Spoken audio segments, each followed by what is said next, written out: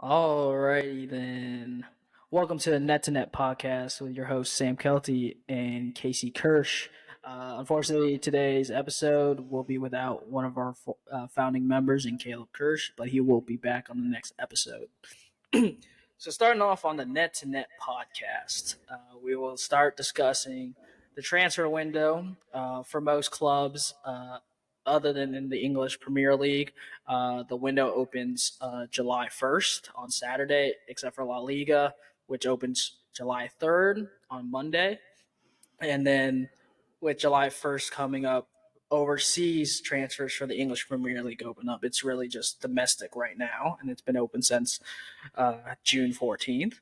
So we're going to first dive into recent news, and I think the biggest news that we should touch base on is Christian Pulisic, the USMNT captain, moving to the Serie A league in Italy to play for the Italian supergiants, the Rossoneri's, and AC Milan.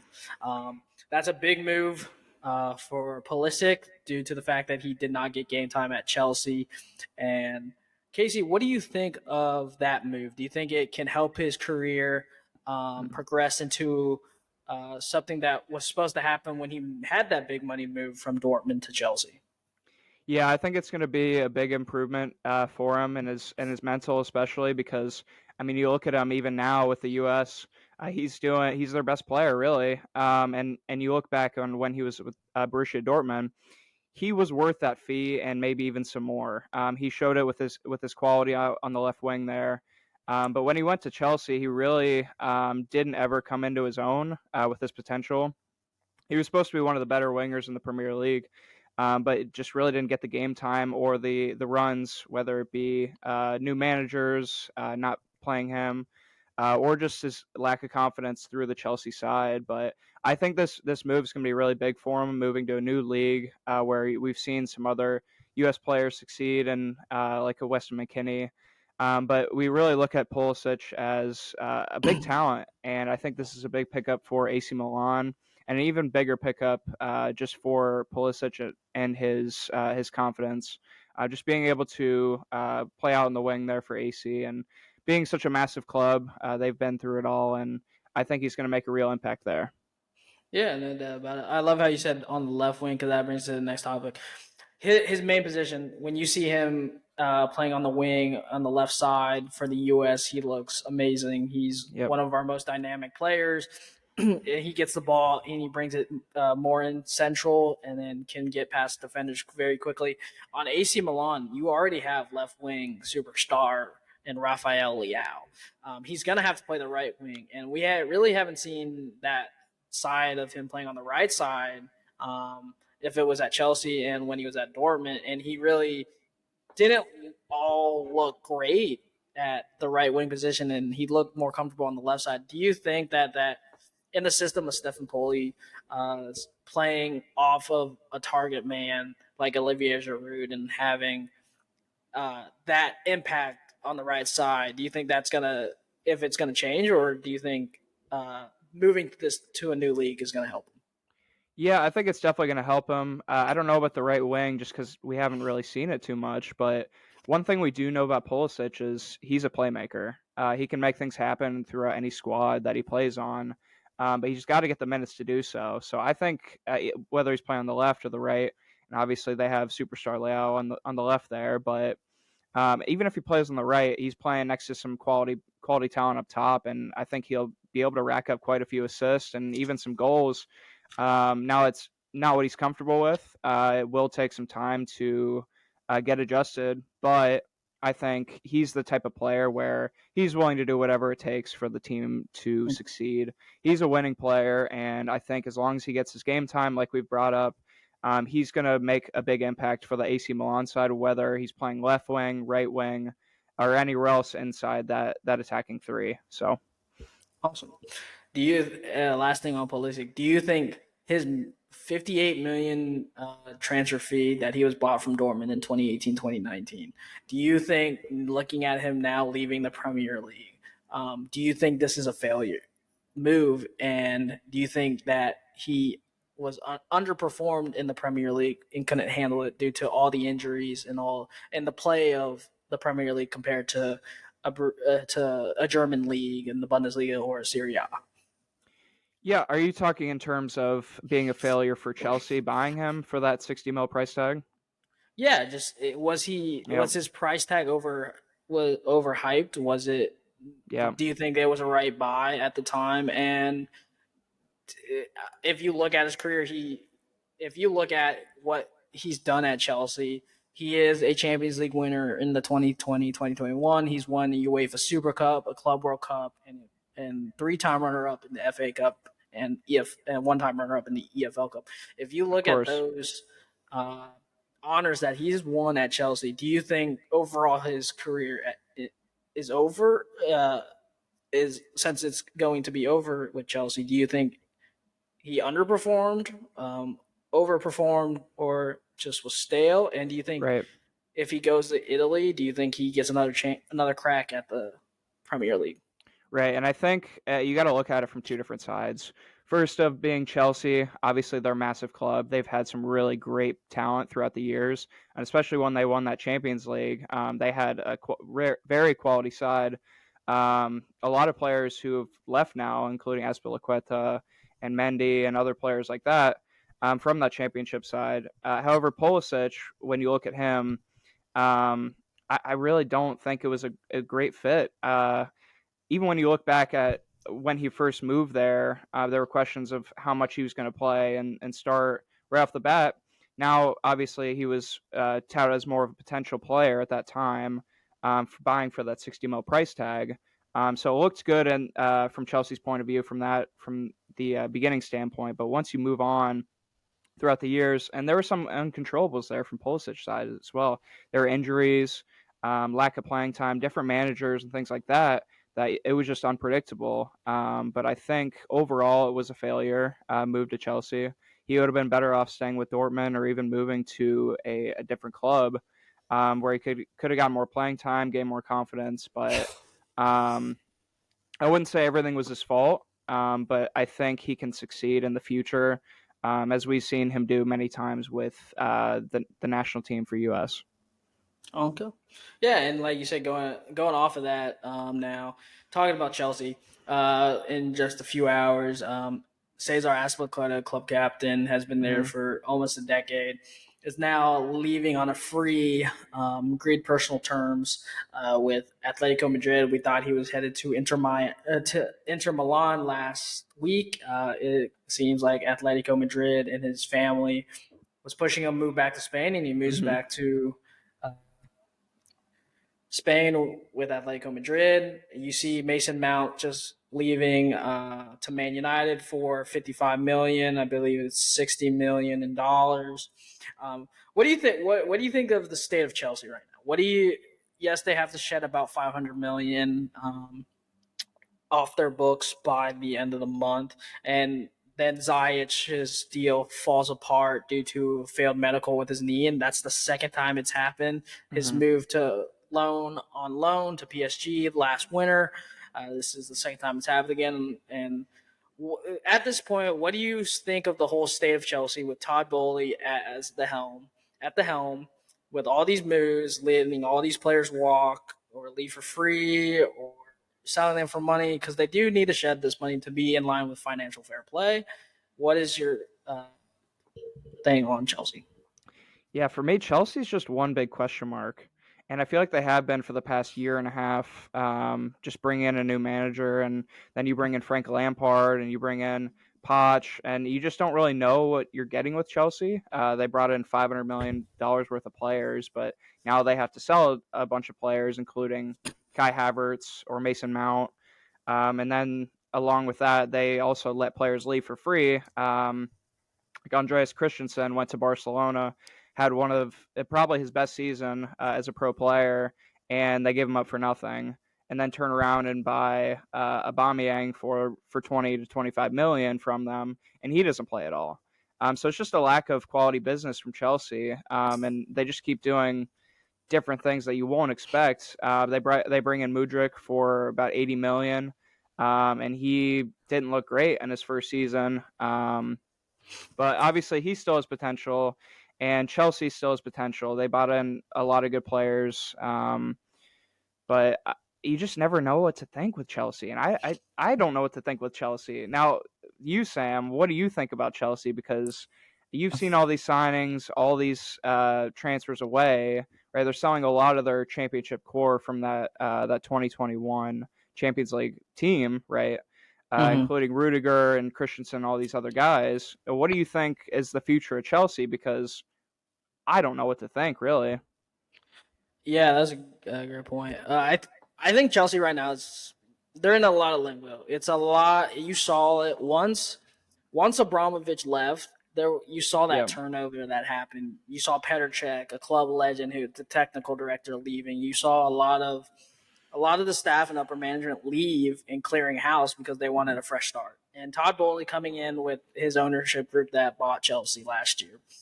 I, I think the problem is Chelsea's buying way too much, and it's hurting players' confidence because when you have a full squad like that, when you have over 30 players that are first team quality players, and you're a manager, you have to make those decisions of who's playing in and out. You spent, like you said, we bought Pierre-Emerick Aubameyang for about 25 million last year from Barcelona to become our number 9, and we spent all that money on him, and it ends up happening is he plays in the league, but he doesn't even get selected onto the Champions League squad because you have to register different players for different tournaments like that, and we spent, I believe, on Body of Shield. We brought him over from, but not Body of Shield, from AS Monaco last year.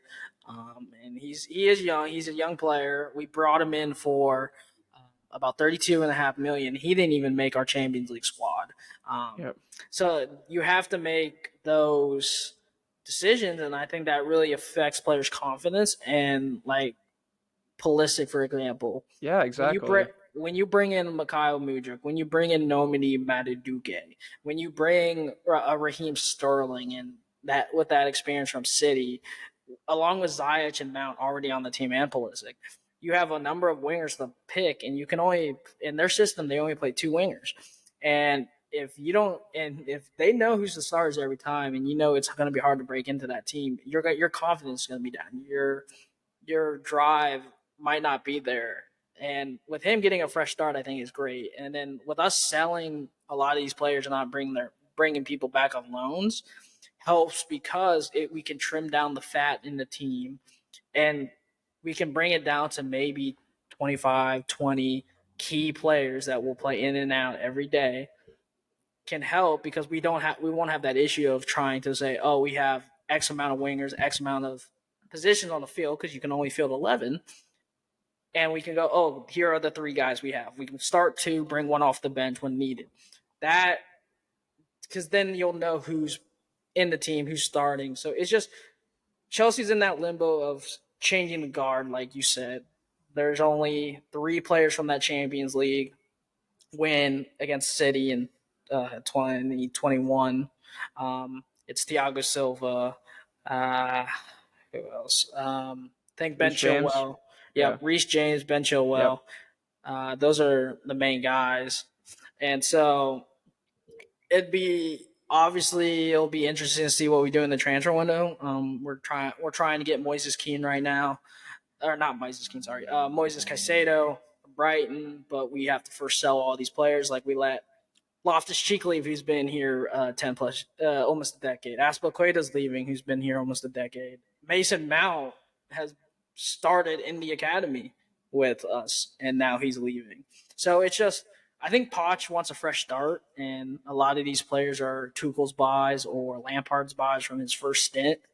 And it's time to clear house, and it's time to change the culture at Chelsea. And I don't know if it's Todd Bowley needs to kind of step back and stop buying players if he doesn't know what he's doing? Because it kind of seems like that's what he's doing. He's buying players, but he really doesn't know what he's doing. He does. Yes, Yeah, he is. He's been in sports, but he's never owned a soccer team before. He's owned a baseball team, Dodgers. So we'll just have to see. Give him this. Well, it's pretty much gonna have to look at this in January and say, has Todd Bowley upgraded our squad or not? And is Poch the right manager? Because it did take Poch a few years at Tottenham to get up and running. right. And we know Poch struggles to manage big players because we saw it happened at PSG. He just that superstar ego with Yeah. Neymar, Messi, and Mbappe. He couldn't take it, and they had to bring in Tuchel.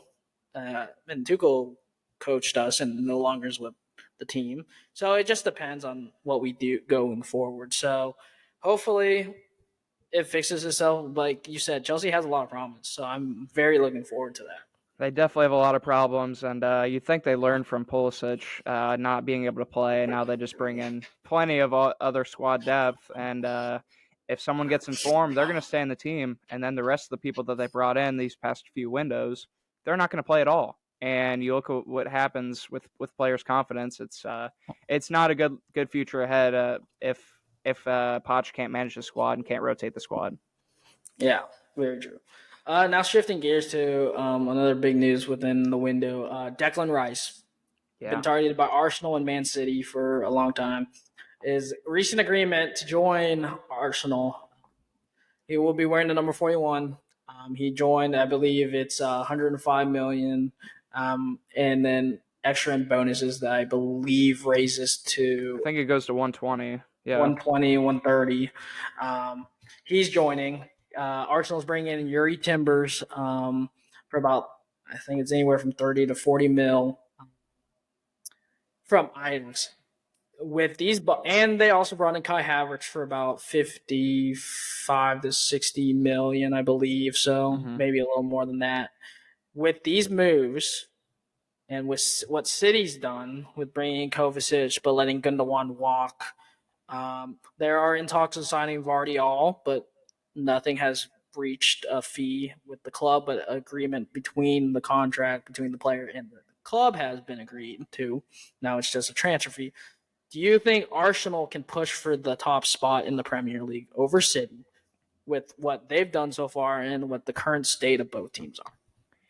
Yeah, I think for Arsenal, I mean, they've made some great signings this summer. I mean, they filled all the holes that they needed to bring in Declan Rice, that CDM role, Timbers as some more center back depth, and Havertz just more of an attacking midfielder, and that can also play on the wing if need be. But I think they really just filled a lot of their squad depth issues that like plagued the end of their season last year, and not being able to rotate the squad really affected them, and it could have led to some injuries there as well. But I could see them if they're in last year's form with all these new signings, they can definitely challenge City, especially with that new Declan Rice signing for 105 million.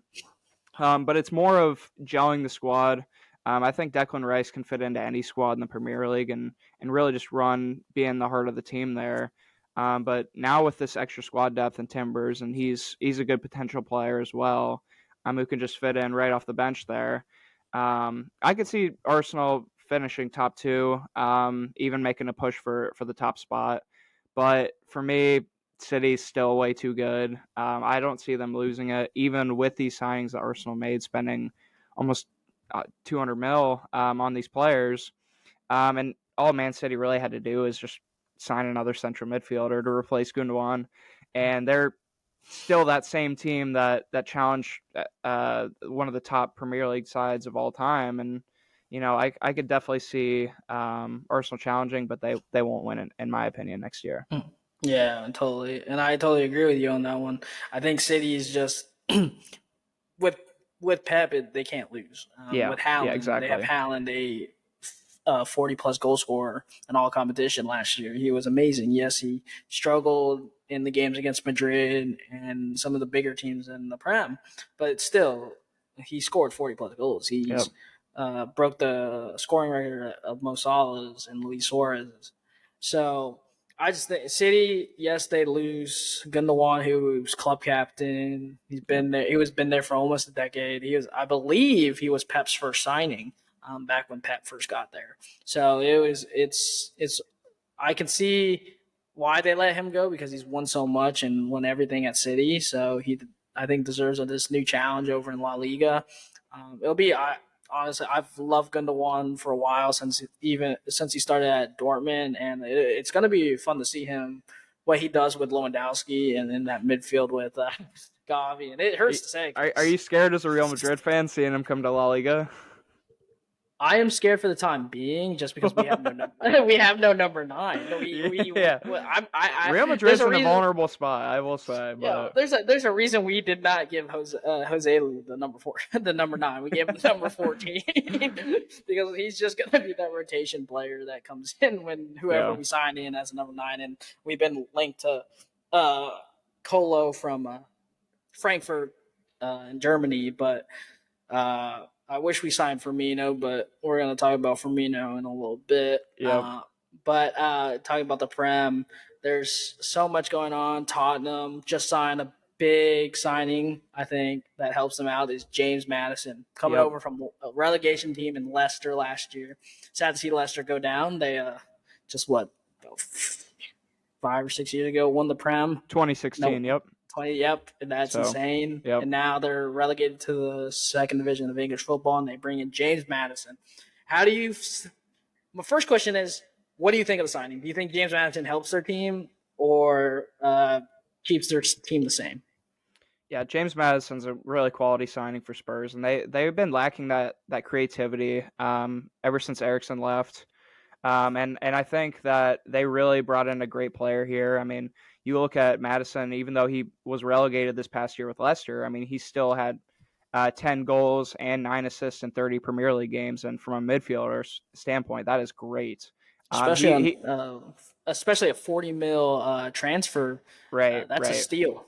Exactly, and it is a steal. And I think that even though he was playing on such a bad Leicester side, he still shined through and was one of the best central midfielders of the entire season. But I mean, you look at Madison's whole career with Leicester, right? He played 163 games in the Premier League, scoring 43 goals and 32 assists. And for a midfielder, that's incredible, really. And that doesn't even talk about all of his defensive quality, and his passing ability is just unmatched Mhm. among a lot of players in that Spurs side. And he really fits a hole that they've been missing ever since Eriksson left them. Oh So yeah, yeah. And staying with Tottenham, everything surrounding Harry Kane. What's yeah, Harry Kane gonna do? For example, for a hypothetical, you're Harry Kane. yep. You have 1 year left on your deal. Do you stay with Spurs now for 1 year and let your contract play out? You go for Alan Shearer's record. I believe Alan Shearer is sitting at 260 goals. Kane's about, well, I believe he's like 30, 32 goals off, I believe, uh, of Shearer's record. Um, do you stay at Tottenham for 1 year, go for the record, um, and then leave for free? Then leave for free. Let Real Madrid, Bayern Munich, Barcelona, those teams, Man Hmm. U, Chelsea, come to you and say, "Hey, come sign me. I'm a free agent. I can pick wherever I want to go." Or do you leave Tottenham now to a Bayern Munich where you already have to commit 4 to 5 years pretty much in your contract? You move abroad and you forget about Shearer's record. What would you do? Personally, I'm going to Saudi Arabia. No, I'm kidding. I'm kidding. No, I get that fat paycheck, but no, I'm definitely going for Shearer's record. I'm staying with Tottenham for one more season. Um, but I definitely could see him leaving. I would just stay in the Premier League, whatever he does. I mean, I know Bayern just put in a 70 mil bid for him, but I wouldn't go to Bayern Munich if I was him. If anything, I'm going to Manchester United next year, or I'm going to Real Madrid next year. But personally, I think I'm staying with Tottenham one last season. It's the last dance for him. he's can put bag in another 30 goals just like he did last season. Challenge Haaland for the top goal spot. And when you're challenging greatness, it's tough, but a lot of people didn't give him the credit he deserved. But if he goes to Manchester United or anything like that, he's going to get the credit and some over a person like Holland, who just broke the all-time scoring record in a single season. But Kane didn't get the recognition he deserved this past season, and it could have just been because Tottenham fell off at the end of the season. But yeah, if I were him, I'm staying Tottenham one last season, one last time, trying to push with Madison and all these other players. Hopefully, Son gets back into form. Richarlison, horrible signing this past year, but hopefully he does something this next year. But yeah, like I said, I'm staying one last season, and I'll make up my mind after that to go to a big club like Mhm. Madrid or United. Yeah. Yeah. To clarify, he is about 47 goals off the record. He's sitting at 213. Yep. Shearer is at 260. So it's an interesting thing. I don't know. I'm in a weird predicament of I've been at Tottenham for a decade. We haven't won anything. Yep. Like I saw Eriksson leave, win multiple trophies abroad and at United. I've seen Kyle Walker was at Tottenham for 8+ years, won zero trophies, moves to City and I believe he won. I think he has 33 trophies. So it's in that weird predicament. Yes, I want to break that record because then I become the all-time scorer in the Premier League. But do I Mm-hmm. want a trophy? Because soccer, like we say, soccer is not an individual sport. Most players would say most players say if you really just think about individual trophies, go play tennis, go play an individual sport. Don't play a team sport like soccer, and soccer is a team sport. So it's that weird thing of Kane has to say, "Am I do I put myself before the team or do I put the team before me?" Yep. And honestly, we know Daniel Levy is an owner that likes to, how we put this, be cheap. He doesn't like to sell, especially to rival clubs, and putting a 150 million price tag on a 31-year-old striker is just absurd Yep. because no one's going to pay that money. You pay that money for like an Mbappe or a Haaland. You don't pay it for Harry Kane. Yes, Harry Kane is a tremendous goal scorer, but he's not 150 million.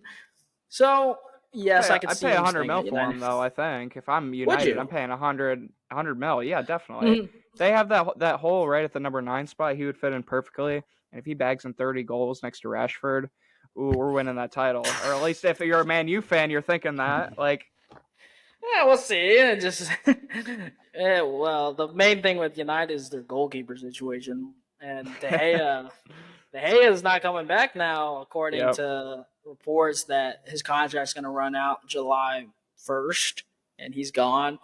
Do you think? And before that even was reported, Ten Hag blocked Luton Town, a recent promoted team, from signing Tom Heat. Do you think that's kind of a pointing of we're losing De Gea, and De Gea's time at Man U is over, and where do you think his possible next destination could be? Yeah, well, I think his wages are way too high right now. I think he's on to £375,000 a week, which is insane. He's one of the top. I think he's the highest paid player on the Man U squad currently, which isn't right at all. But personally, I think his time as being a top goalkeeper in the Premier League, kind of like he kind of reminds me of the Joe Hart, honestly, where he's kind of fallen off a good bit. Like he's not same player he used to be. But I could see him going to a relegation or a relegation side or a newly promoted team and being their number one. And but it's just depending on who. And I don't see him working out with United anymore. I think they need new goalie. They need a fresh start, and they need to shed that wage because he is on way too much money. Mm. Um, and over these past few years, I mean, he's had a lot of bunnies that he's just missed. Whether it goes right through his hands or through his legs, or it's just he's just not the same player anymore. So, yeah, I could see him going to a newly promoted Premier League team or even maybe back to Spain. But it's just where is a question mark, but it's a shame that his time is ending, but it's needed. That's for sure. If you're Chelsea, do you go after De Gea with Kepa as your number one Uh, going into the season? Kepa, you know how bad Kepa can be. He's 75 million price tag on Kepa when we bought him from Atletico Bilbao. Do you think he's an upgrade over? Do you think De Gea yeah, is an upgrade over Kepa? Because yeah, I, he is an I I think upgrade. Yeah, I think I think so. De Gea still can play for a top six team. Tottenham just signed a keeper out of Italy in Right. Giancarlo Fucaro. He's unproven. Do you think you bring? I don't know if he'll sign with Tottenham, but you still have a Newcastle. Yes, Nick Pope was phenomenal last year, but De Gea has that experience of No, playing in the Champions no, League. You have Arsenal, no, Ramsdale. He's good. no. He's solid. I don't think he's getting back down from number one. But you have the likes of Chelsea who need a Yeah, keeper. You have some of these teams like Emilio Martinez might be leaving Villa. He's linked with Chelsea, Bayern Munich, Man United. yeah. Just De Gea moving in and coming take Villa's spot. They're playing in European competition. Most of their players have not played in Hmm. European competition before, so he brings that experience. So I think he could play. Like you said, Spain. It would just be depends on where in Spain. He Exactly. wouldn't. Yeah. He wouldn't go to the top three teams. No.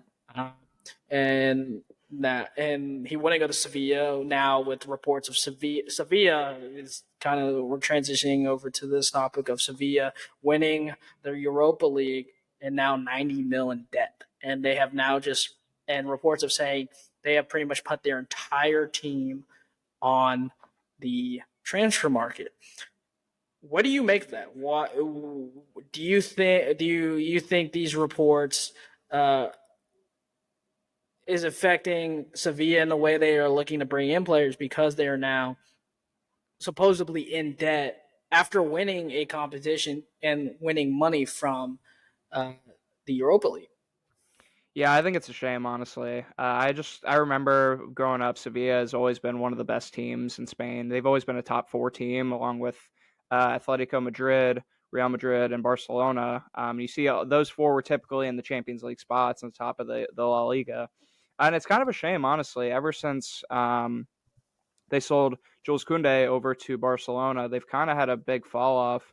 And even with their club captain, Ivan Rakitic being quality, he's about 33 now, and a lot of their team is aging. So you don't really see a way forward, a way into the light anymore for them. And especially with this new news, I mean, of them being in debt and trying to sell their players off.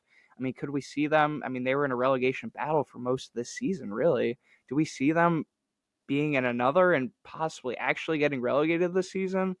Only time will tell, but I could definitely see that if they offload players like Rakitic or a few other quality players, and they still have some quality on the team, but I just don't see a way into the light if they have to make up this money so fast. Mhm. Yeah, and I totally get that. Yeah, they've been linked with Bono, the Yeah, Moroccan keeper, is linked to Saudi. He's also linked to multiple teams within the Prem. You look at Machi, their sporting technical director, left to Aston Villa. yeah, And you kind of saw this kind of like change of Lucas Ocampos is linked to Fulham. You have the likes of Montel and Acuna who are, yes, getting Acuna especially is getting older, but they were both key parts on that Argentinian squad that won the World Cup last hmm, winter. So it is a shame because when you think of Spain teams, you think of Real Madrid, Atletico Madrid, Barca, Sevilla, Valencia. Those are like the big boys.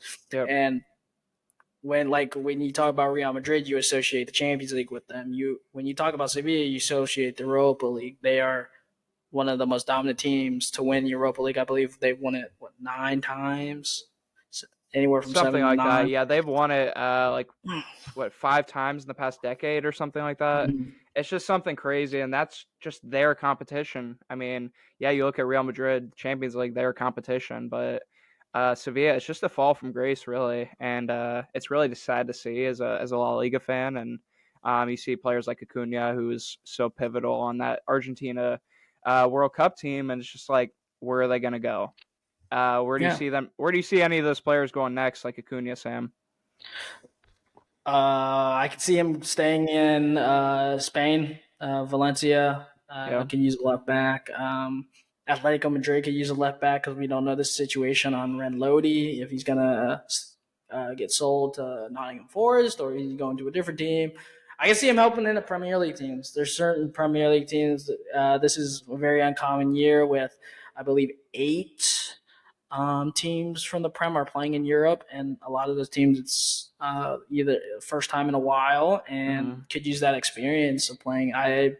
Cunha is a great player. I could see him playing for Villa. I could see him playing for Tottenham because Tottenham's left back, their whole situation. If Reguilon's coming back from loan, he's coming back. We don't know what his situation is.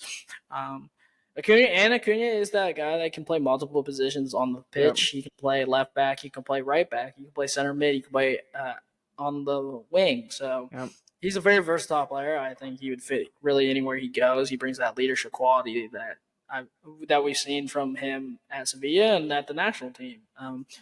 So it'll One be more interesting to thing. see. Yeah. One more thing with that. Could you see Real Madrid going after him?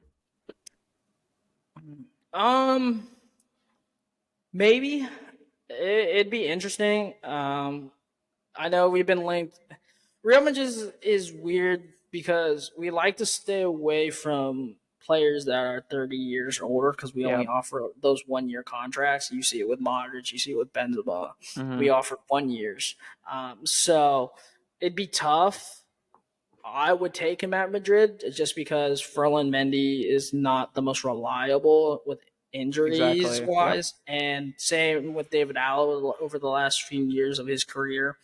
He was very healthy his first year at Madrid, and then last year he was in and out of the team. And so it just depends. I would take him if I'm Carlo and Perez, but I know we are also linked to Alfonso Davies and Andrew Robertson, so I it's hope just not. oh I hope yeah. not. I hope you don't get Davies. Have Robertson. I don't care. You don't take Davies. Oh yeah, I would love Davies over Robertson. He's younger and much quicker, but Yep. it just depends. I think so. We'll see. Yep.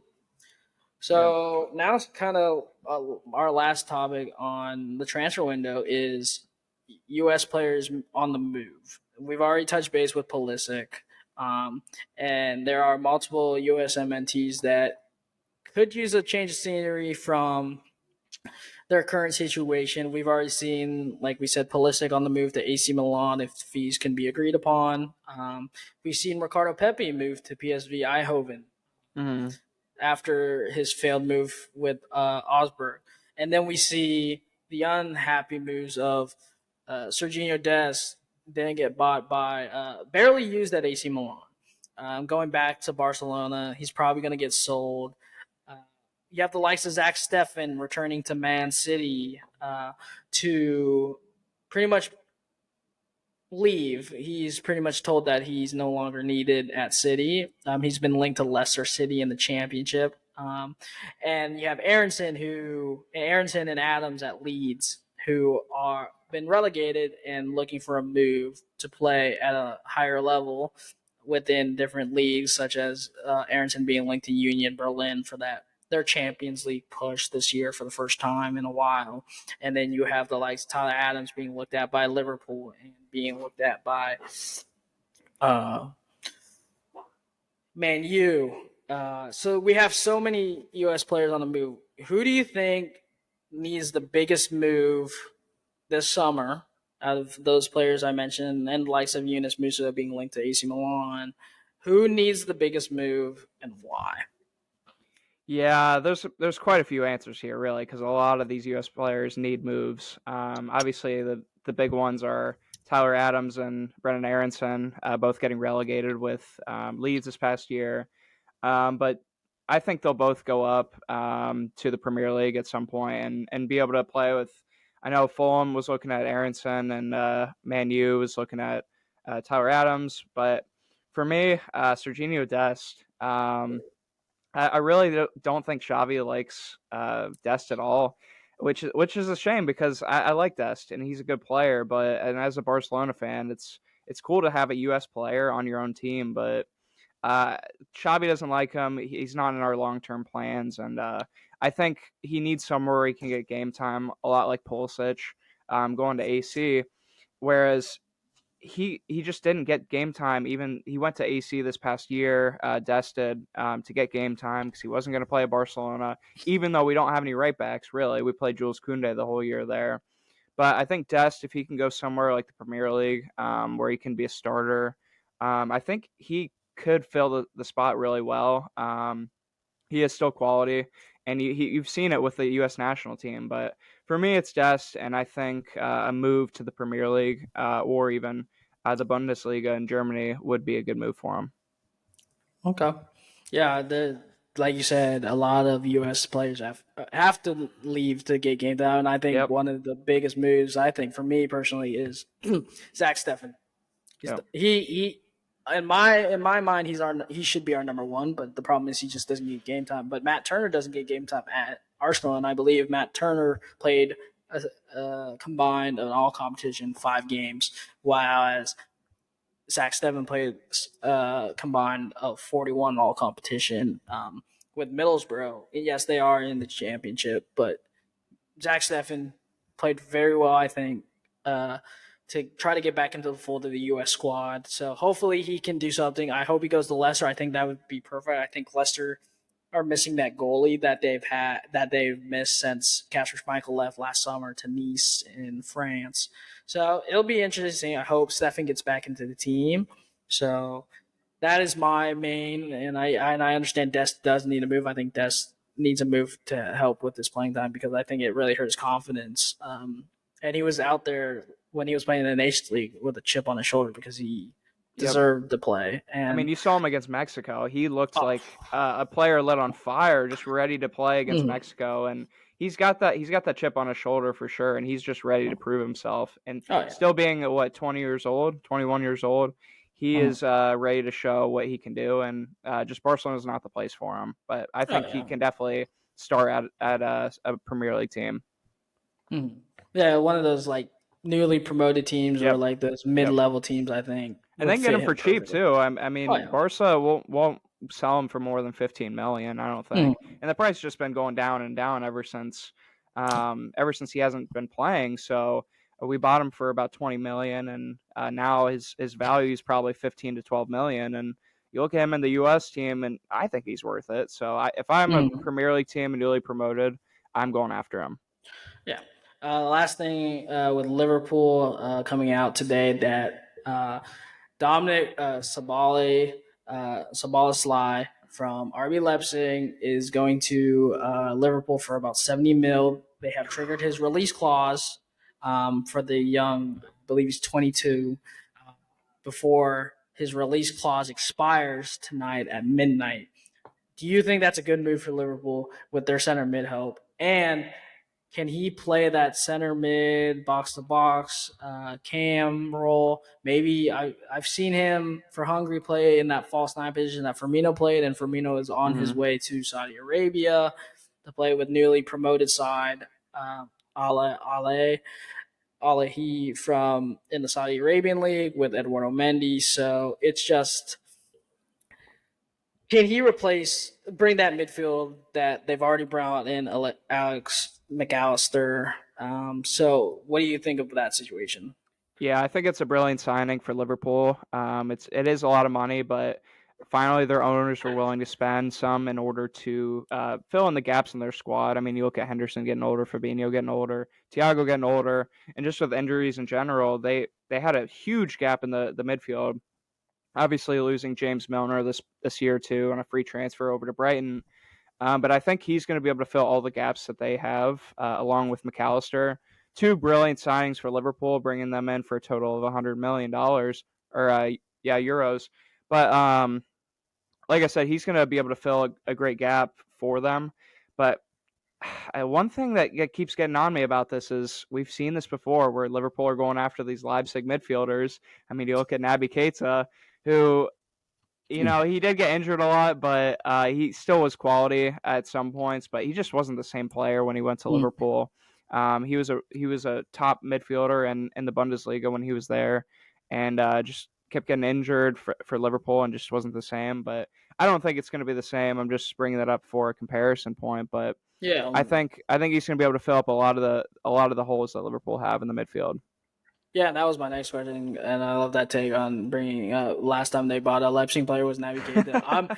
And unfortunately, it's we didn't have Caleb on the show because I would love to hear Caleb's points on Yep. bringing in Sabalasai because I think it's a great signing. I think my thing is if they have to change the formation from playing the double pivot and the upside down triangle in a 4-4-3-2 4-3-3-2, or they change into a 4-2-3-1 with playing Sabalsai as a traditional 10 as Cam with playing. Then that leaves who do you play behind him? If you play one box to box in a Thiago Alcantara or Jordan Henderson and playing Fabinho and Bajcetic as a 6 and just protecting that back line, who we saw last year look a step slower, not looking like the same back line in recent years, and now it's due to injury with Van Dijk and Trent being inconsistent, Bravo very inconsistent, and a mix of Kanate, Joe Gomez, and Matip playing in that center back role next to Van Dijk. So I think it's that stable of continuity that wasn't there last year, but we'll see what happens with Saul Balasai because I think it's a great signing if it can work out, and it definitely helps them push for a top spot within the Premier League. Definitely. I think Liverpool were aging a lot around the edges there. And they're starting to lose that Champions League form that they've been in for so many years now and the title push for them.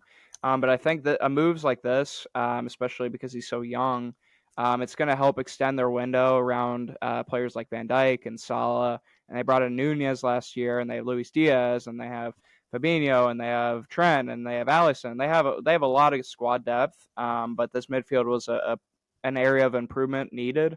And it's a good thing that they were able to do that. Yeah. And switching gears now, we pretty much have to talk about it. It's the Saudi Arabian Football League. Yeah. More players are leaving to Saudi Arabia. We saw Brozovic is linked to Saudi Arabia I as think of I think he got signed actually. I think he went to as of right now, according to Fabrizio, they're still in talks okay. with his wages of how much he's going to get paid.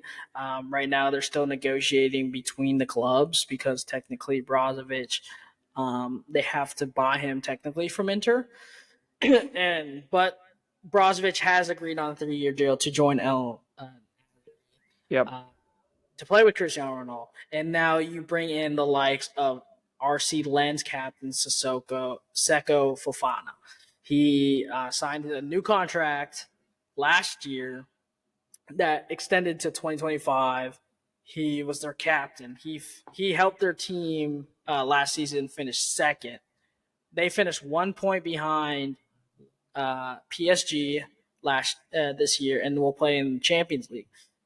He Fofana has been one of those integral parts over the last year. He's been linked to the likes of Inter Milan, Roma, Barcelona, and teams in the Premier League. And I believe he's only 27, 28. I believe he's 28. He's really good box to box midfielder. He can also play that CDM role in protecting that back line. Do you think getting these kinds of money from Saudi Arabia is hard to turn down because when they take this money, they think that it helps their families, and they don't make that kind of money where they are right now. And these leagues in Saudi can throw this money at the Right. likes of Firmino, Mendy, and it's hard to turn this money down. Do you think career wise, just looking at career wise, do you think Fofana and Brozovic are making the correct decisions? Because they're still playing at a high level in the top 5 leagues, and same with Firmino and Mendy. Yeah, I think career-wise, footballing-wise, it's not the best move. But just looking at it from a career standpoint, football, I mean, it's a career, right? You do it to make money, provide for your family, making sure that you have food on the table and everything. And these guys are putting a lot of food on the table, that's for sure. Building generational wealth because of Saudi Arabia and the league. And just think about it this way, right?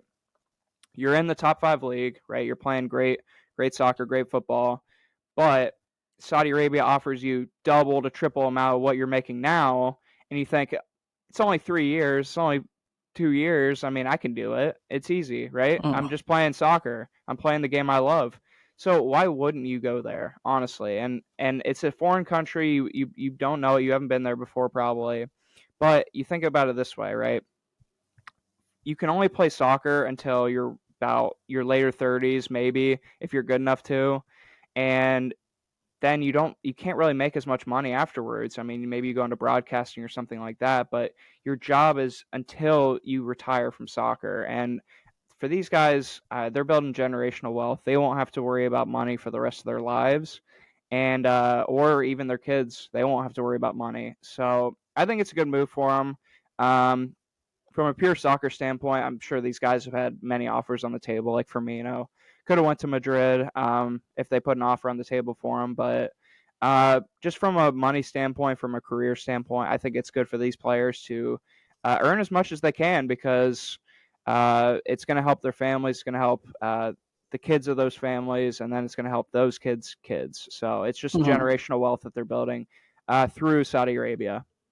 Mhm. Yeah, and I totally get that. And yeah, you hit it on the head of all those facts. And it is like we say at the end of it, sports is a business, and you have to do Hmm. the business decision that is best for you and your family. So, and we see all these teams going to Saudi Arabia. We see all on July 1st. There's a bunch of free agents, quality free agents, the likes of De Gea, Di Maria, Firmino, Asensio, Zaha, Sergio Ramos, Daley Blind, Lucas Moura, Marcus Thuram, Alexis Sanchez are some of the and David De Gea are big name players that are being free agents. The likes of Thuram have signed with Inter. Asensio is going to PSG. Firmino is going to Saudi Arabia. Di Maria is going back to Benfica, where he started out after Argentina. Who is that next player from that list that I named that haven't signed with teams such as um, uh, Zaha, Ramos, Blin, Mora, Sanchez, De Gea? Who out of that list can you see next, either going to Saudi Arabia or going to staying in Europe? For me, it's Ramos, and I think he's the most interesting out of these few. I mean, you look at we already talked about De Gea, but and that's going to be interesting. But you look at Ramos and his career trajectory, and playing with Madrid for so many years, being probably the best center back in the world for quite a few years, and then going over to PSG, dropping off a little bit, but he's still a quality center back. So I wouldn't be surprised if Saudi Arabia make him a big offer to play with Ronaldo if possible. Because imagine the marketing there. I mean, it would just be crazy. But I could also see him going to the MLS and playing on Inter Miami or something like that.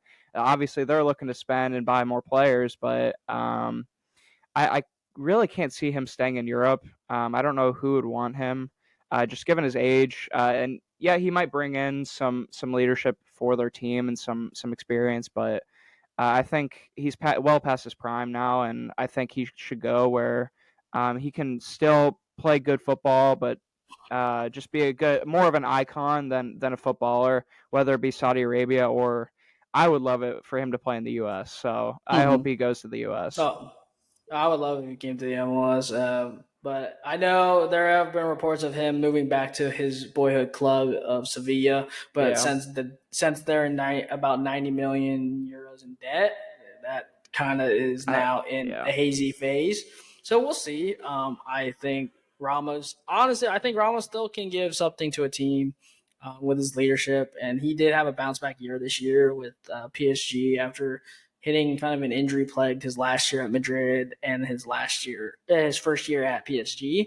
So I was kind of shocked that PSG uh, let him go. I know he Mhm. wanted to stay with PSG, and I know he and PSG wanted to keep him. It was just his wages were too much, and the likes of bringing in Milan Skriniar on a free from Inter with his wages so high, and he's another 30-year-old veteran coming in to play with PSG. So it's just it's and at the end of the day, like we said, soccer's a business. It's a tough Mhm. decision. You have to make those players, and that's why you can't get too attached to these players. Right. So now shifting out of the men's game, we're gonna kind of shift over to the Women's World Cup. Women's World Cup, the U.S. kicks off their first match before they head over.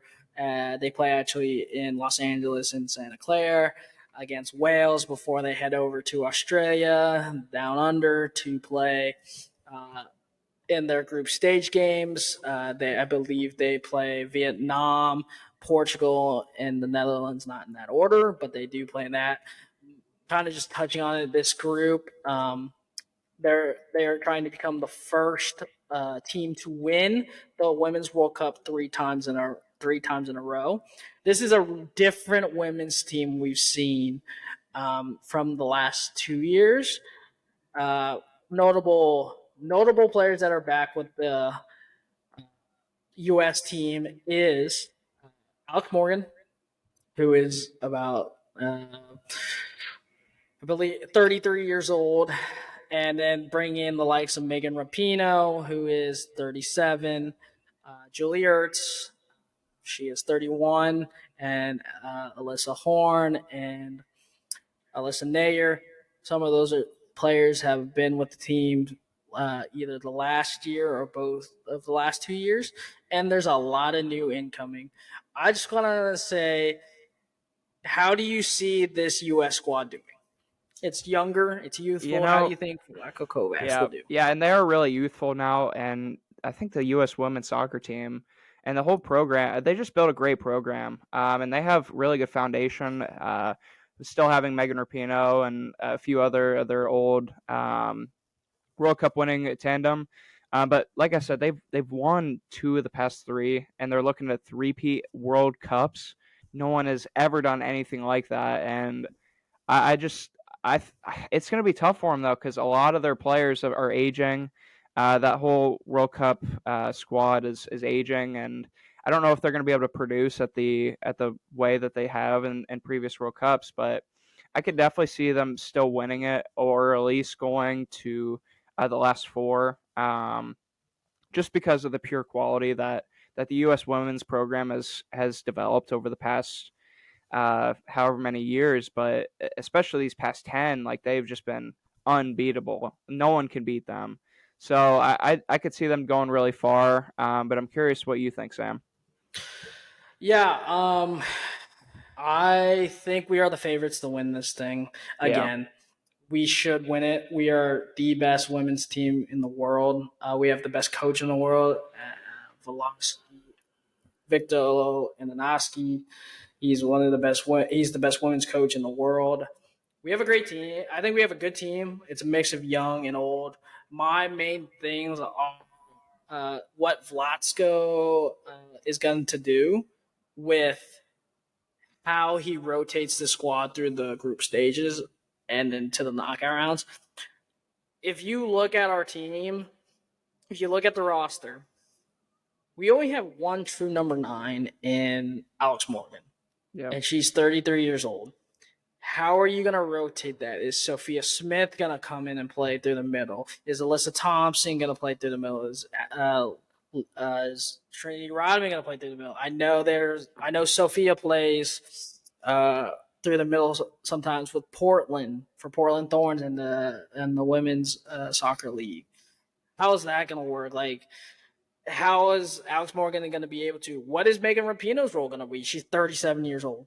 She's not going to be. She's probably not going to start every game. Is she Mm. going to be that Abby Wambach kind of Carly Lloyd thing when they play on their last World Cup run and they're like that? Let's bring them in like the 80th minute and try to do something. Or is she going to start the game and then come off in the 75th minute? Can she play all that? How's our midfield going to look? Julie Ertz has been in and out of the fold this entire summer. She brings that number 6 role that we didn't really have on the team. We have really attacking fielders with with Rose Lavelle and Lindsey Horan. How's Rose Lavelle going to play? She's been kind of injured throughout the qualifying and hasn't looked the same since she did last time at the World Cup. We do have all these girls. We bring in a Savannah DeMello who has not capped for the U.S. before, so that's interesting. There's a lot of people we left off the squad, and it wasn't because they weren't good. It was injuries, like Mallory Swanson injured, not part of the fold. Kristen Press torn ACL, and she's rehabbing. She's not a part of the fold. I think the biggest thing is Becky Sauerbrunn, 216 caps for the U.S. Yes, she's 38 years old, but she's our captain. She's a great center back. She's still playing at a high level for Portland Thorns. She's not on the team due to injury, and that Yep. was very costly. Now we're going into uh, our center backs pairing of probably going to be Naomi Gurma and most likely probably going to be either Elena Cook or Emily Sonet. So we'll see how that works. Maybe Emily Fox. We can see. I know we'll probably could we see Kelly O'Hara playing that weird. I know she plays outside back, but could they put her? Could they put her in? Can they slide? They might slide Julie Ertz back to center back because she used to play center back. But the problem is, they brought Julie Ertz back into the fold to play that number 6 that they did not have. So it will be interesting what we do. I think that's the biggest Definitely. thing. I think if we can nail down what the roles are with our team, how it's going to look setting up wise, I think we can run it back and win this thing again. But I'm very kind of scared of our center back pairing if with the experience. If we have to bring in a Julie Ertz in an emergency situation like that, but Yeah, it can go I either think that way. could be our biggest downfall is lack of experience. And yeah, we still have some older players like Megan Rapinoe or Alex Morgan.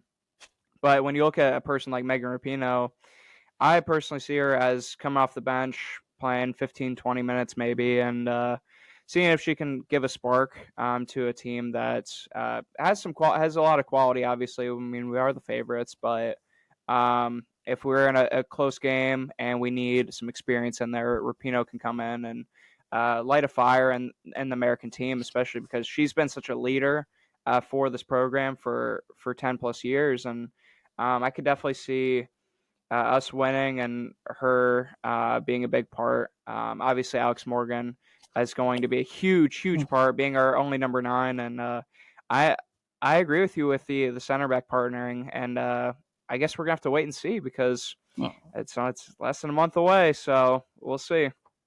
Yeah, according to Goal.com, a projected starting lineup of what we could see going into the first game is Alyssa Nair in goal, and our back Yep. line is going to be Crystal Dunn, Emily Fox, and Naomi Gurma, with O'Hara as our outside backs, with our midfield of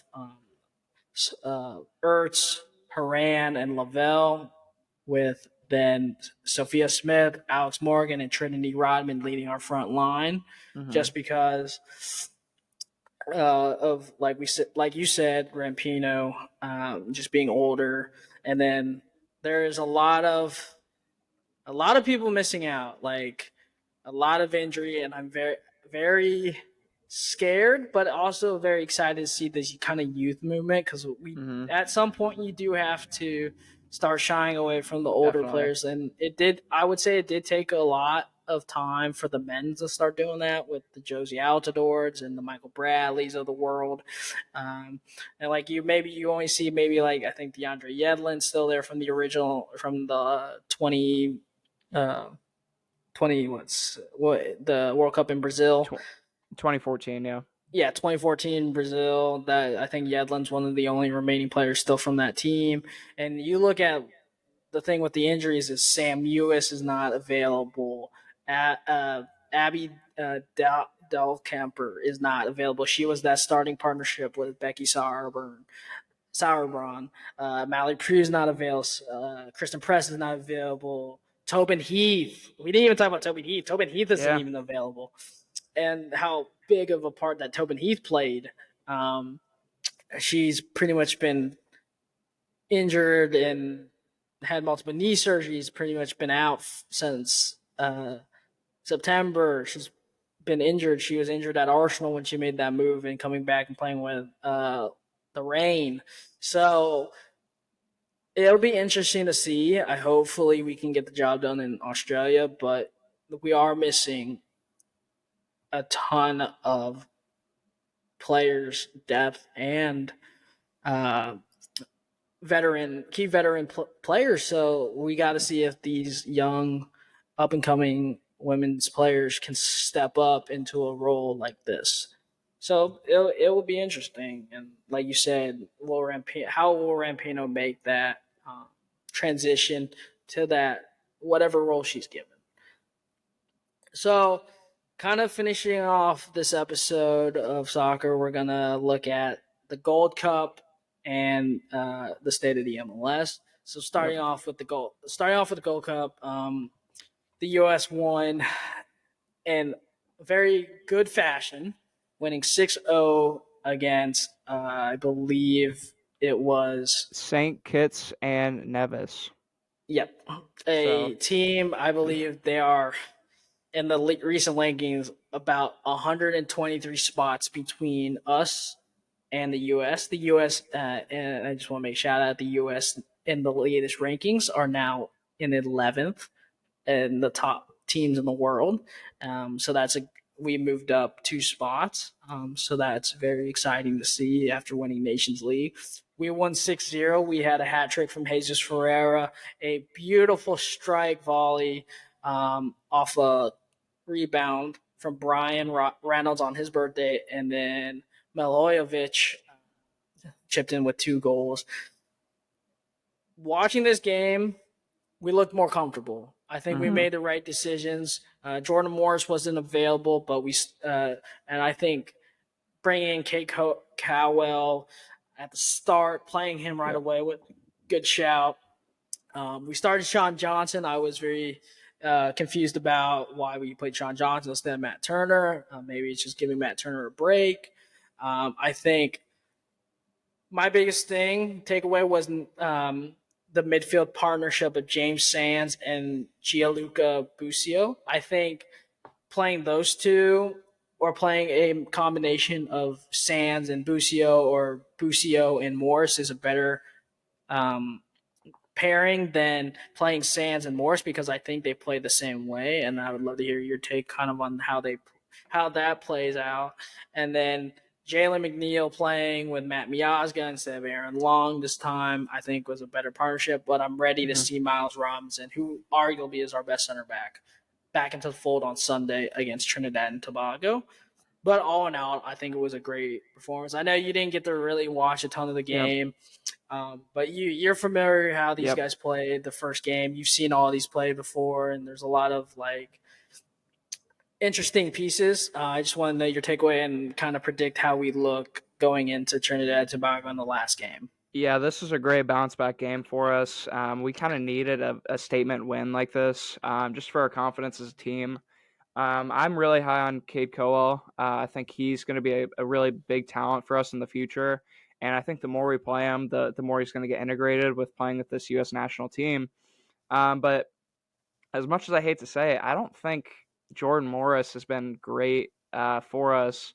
And I think him being out was another opportunity for other players to get in and get some game time and work well with the other players. And although he is a MLS All-Star this season for Seattle, bagging in quite a few goals and just being a great player for them, it just hasn't translated. And I'm not really sure why, whether it be Berhalter or anyone else, but it hasn't worked out for them. I think we really needed this win, and it was a great 6-0 win from what I've seen. Do you think so? Going into now, playing our last game against Trinidad and Tobago this Sunday, and then going into the knockout stage, there is a chance, depending on goal differential, of us uh, getting Mexico. Obviously, we want to see Mexico in the finals in California in SoFi Stadium in Inglewood on July 16th. but there is a chance. So we are in group. I believe we are in Group A, if I'm not mistaken. Yeah, we're in Group A. Mexico is in Group. Let me double check. They are in Group B. There is a chance if we can meet in the semifinals. Obviously, we want to play them in uh, the not in the finals. And Yep. that's always a big game for us against Mexico. We beat Mexico in the Gold Cup last year. Do you think the way we played the last two games, if we end up playing Mexico in the semis, how do you think that will turn out? I love it. I love when we play Mexico, and even though they're a great team, I think America, we have that fire under us where we're just like, I mean, we all grew up all around the same time, and especially with these young players, you and I grew up watching the U.S. versus Mexico rivalry, and I think there's a fire when we play them that we don't really see along a bunch of other teams in Concacaf, especially. Um, but when we play Mexico, it's personal. And when we play Mexico, we tend to see the best out of our players. And I could definitely see that even if we play them right in the beginning of the knockout stages, I'm not really scared of them. I think they're obviously a great team still, but I think that we can beat them just like we have many times in the past and in the recent past, especially. And I would love to see them in the final, but if we play them in the beginning of the knockouts, I'm not scared for us. I'm not scared Mm-hmm. of them, and I think we can definitely beat them. Oh yeah, yeah. This Mexico team, they look lackluster in Nation Yeah. League. A lot of the players that are on this Mexico team right now for the Gold Cup is different than what we've seen at the Nations League. Hmm. It's different coach, obviously, and at out of both of their games, Mexico has won a combined 7 goals Yeah. and only conceded one. And a lot of these players are in from Nations League. They are playing it. Edson Alvarez is still in the squad. He's playing center back. Last game, Ochoa is still in the squad. You still got Gallardo, Luis Roma, Luis Chavez, Acuna. They're starting to use Julian Araujo more. They're using Santi Jimenez. I would be afraid of this Mexico team just because of the roster because it's Yeah. so MLS based. These guys, this is a different Mexico team. Maybe if we had a mix of, like I said last episode, a mix of Nations League players mixed with this Gold Cup roster because it's our B team. Let's be real. This is our B Yep. team. This is not our A team. This is Mexico's A team still, just minus a few players due to injury like Hervin Lozano and Raul Jimenez. I I I can't see us if we play in the knockout stage in the semis. I don't see it going well for us, but I can also see it going well for see both sides of Do it you going think well and Mexico going bad. wins that matchup against us? Do you think Mexico On wins? paper, they should. On Yeah. paper, they should beat us. But if we can, if you look at it, if our first game against Jamaica, playing against a good Jamaican front line, it took us until what the 70th minute to get a goal. Maybe the 65th minute to start clicking together, playing as a unit. We looked lackadaisical. I know we didn't have much time preparation Yeah. to play together because it's a new squad. But this Mexico team's been playing since the Nations League together, so they have that more camaraderie than most teams. So that's why I'm just afraid of playing Mexico going into the semifinals or going into the finals. So hopefully something happens and they get Jamaica. I think honestly to be the favorites in this tournament is Jamaica. I just think they have they have the talent up front Yeah. Yeah, they and do have the obviously talent up front, but I don't know if they're the favorites, but yeah. oh and that I can see them being the favorites just because of the upfront, like we said, and they have one of the best goalkeepers in Concacaf, and Andre Blake, who keeps them in game, who can literally save them in It's games. true. And so I would love to see what they're gonna do, and going off of that, it will be a good matchup. I think it comes down to goal differential of what we end the group stage with and what they do in their group. So it'll be interesting to watch throughout the Gold Cup, and it'll be another fun thing to watch. So the last major topic we're going to talk about is Columbus Crew. We got to talk about the home team, the hometown team, Yep. the boys in yellow. So the Columbus Crew, big week for them. They had two players selected to the All-Star game in Aiden Morris and Lucas Zellaround. And we have Don Garber announced that the Columbus Crew and lowerfield.com will now be hosting the 2024 MLS All-Star game. So I kind of just want to get your first kind of hear you talk about Lucas Zellaround and Aiden Morris making the All-Star game. Yeah, I think for both it's really well deserved. I've gone out and seen a bunch of Crew games and even watching online for the away games. But I mean, we all know Zellerand's talent. We all know what he can do on a team, especially around quality players like Cucho Hernandez and Darlington Nagbe. But Aiden Morris really has grown into his own, and he's only 22 now. Is that right? Believe so, yeah. Yeah, 22, 20. so he's just been ever since that 2020 run where we won the championship and he played there in the final. He's just been growing into his own steadily, but he's just a boss in that midfield now. Like no one could get past him. He also has a 90+% pass accuracy, which you don't find too often. You see him working with the U.S. national team now, and he's playing well. But more so with the Crew, him, Darlington Nagbe, and Lucas Elrion, they create a great midfield, and it's hard to stop us.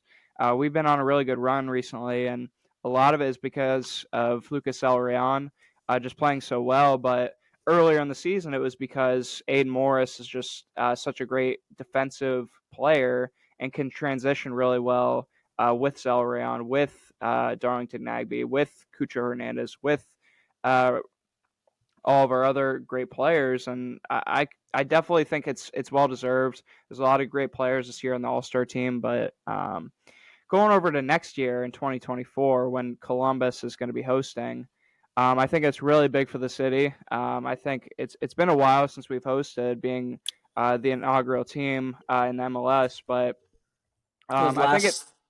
It was last in 2005.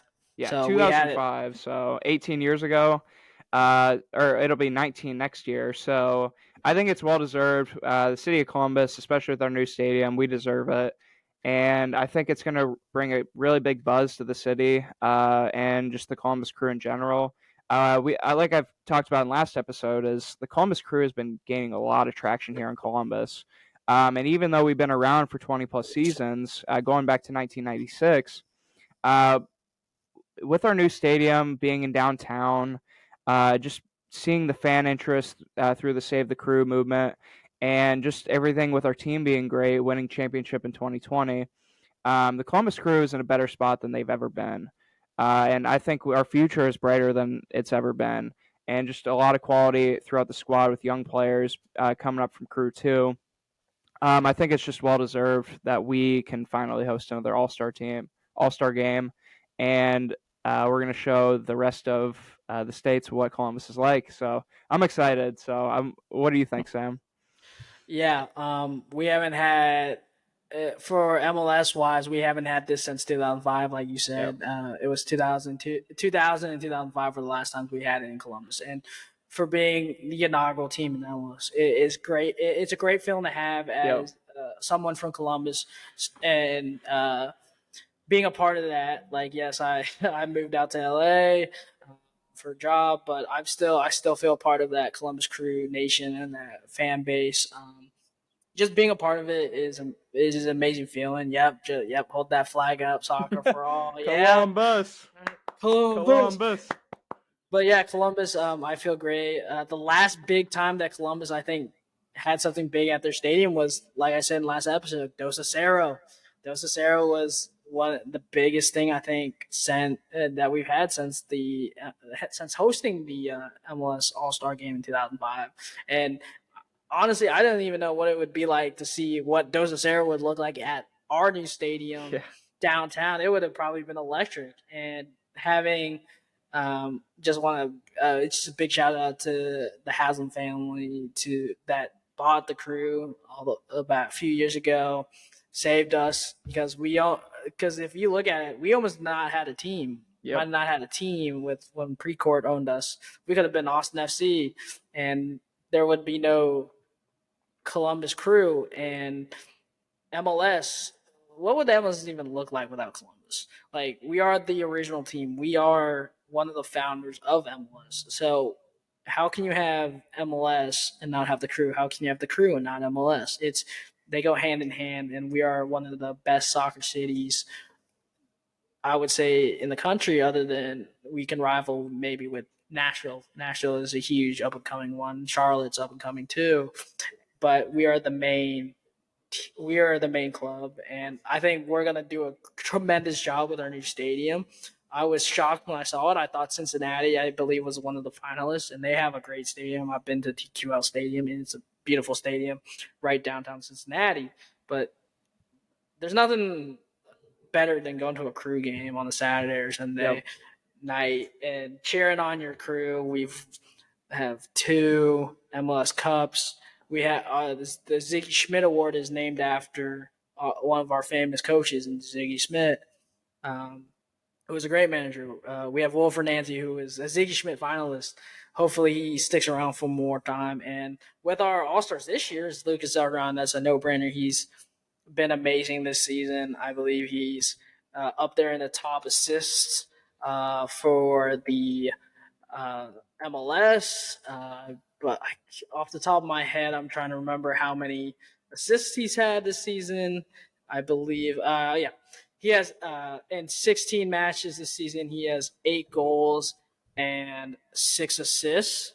That's impressive. Not having Luke Cucho Hernandez for a little bit of the start of the season, but that's 14 goal contributions and goals and assists in 16 matches, and that's also missing a few games with international duty. So well deserved. And then Aiden Morris, up and coming player. He's at the Gold Cup with the national team right now. So I'm very excited to see his progression with the U.S. and progression with us. And those two will be a very big part, along with Cucho Hernandez.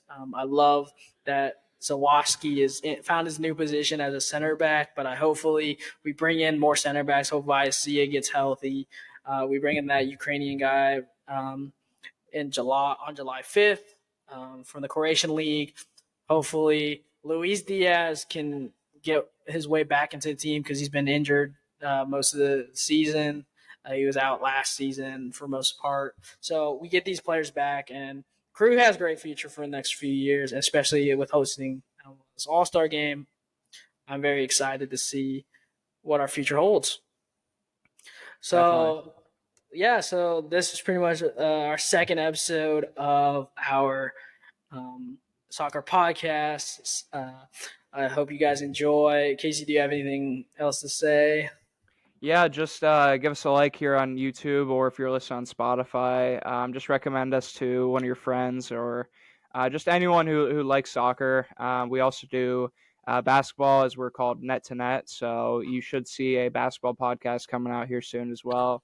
But we just appreciate you listening to us, and subscribe, like, and follow us if you're on Spotify. So follow us on our socials too. Yep. Yeah. If you guys listen to us and love what we have to hear, share it with your friends. This podcast is coming out a little early. We usually do it on Sundays, but since we are both, all of us will be on vacation this coming weekend, we wanted to get it out this Sunday. Hopefully, we'll try to get back next Sunday, depending on schedules. But if not, look for it in the coming days. But we will be releasing a basketball podcast as well here soon. So look forward to seeing it. And my thing right before we leave, I just want to ask Casey with the last minute, who do you see in this transfer window making the biggest impact for their team that desperately needs it? Not it doesn't have to be someone that is a huge signing like a Declan Rice, but who is going to be key for their team? Jude Bellingham on Real Madrid. and Wow, I they did need not it see that. because a lot of their players are aging. I just gotta say, and he's a upcoming youngster, and Real Madrid needs some squad depth, especially young squad depth. So he's gonna help them Okay. out a lot. Yeah. I think he will be good. He's kind of start that youth movement. For me, it has to be Nicholas Jackson. I think he's Yeah. going to bring something to uh, Chelsea that we don't have right now. He's bringing 12 goals and 4 assists from Villarreal for 35 million. I think it was a steal. We're getting him on an 8-year deal. He's very clinical in front of goal. So he was La Liga Player of the Month. He helped them qualify Europa League. So I can't wait to see him what he does. But that's pretty much it for us. We'll see you guys soon. Have a Thanks, great day. guys.